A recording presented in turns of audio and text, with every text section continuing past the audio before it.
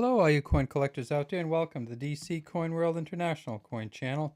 Today we're going to look at the 1978 US quarter, and this is, here are three of them.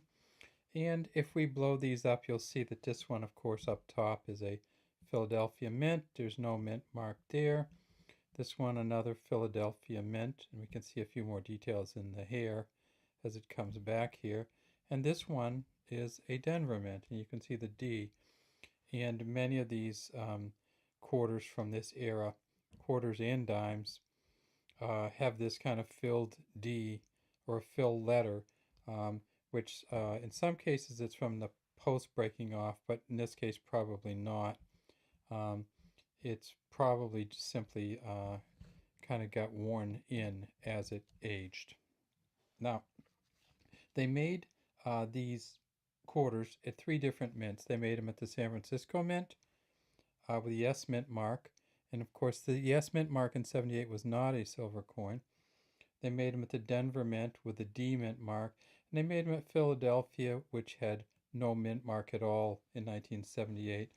I don't think that they got the mint mark on the P Mint mark, I think came in 1980. So no mint marks on 78 means it's Philadelphia. Now these are a copper nickel clad copper. You can see that they have a reeded edge, and there are 119 reeds if you want to count them, and each one of these like serrated kind of raised sections is a reed, and you can see the copper and the cladding on there. There are a couple of these coins that I've seen pictures of or seen on the internet which have no cladding on them, and they're very funny looking because they just have the copper core showing. Look for those ones. Those have some value. In terms of these here, the Philadelphia Mint made 521.5 million. If you look in general for a coin that's used like these ones, it's probably worth a quarter. It's 25 cents. I've seen the uncirculated Philadelphia 1978s going for, and this is uncirculated, so in great condition, going for 60, 70 cents. The Denver Mint, they go for maybe a little bit more, but even in uncirculated, you're probably not going to get up to $1. There are some proof coins. I think they made 3 million. They made quite a few one way or the other. And so those aren't really expensive proof coins either because they are not silver.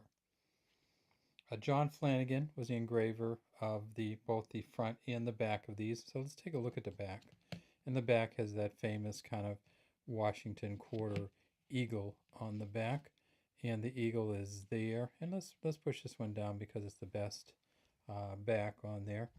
And if we look at it, we can see it says United States of America at the top, E pluribus unum here. It's an eagle with its wings spread, holding a shaft of arrows on two sprays or sprigs of olive branches. So we have the eagle, the power and the might, the war kind of arrows, and the peace olive sprays underneath. And that's a common kind of theme for U.S. coins, the power and the peace. And olive branches are a sign of peace. It says $quarter here. Now one of these coins I wanted to show you, it's a little bit different, and I'll show you if I can get it set up. Let me see here. If you look at the edges of these, sometimes you can see that they have a little bit of an overlap. And so in this one you can see it right there. See how that is? So the cladding didn't quite fit with the top of the coin. And that's kind of an interesting, you'll get to see that.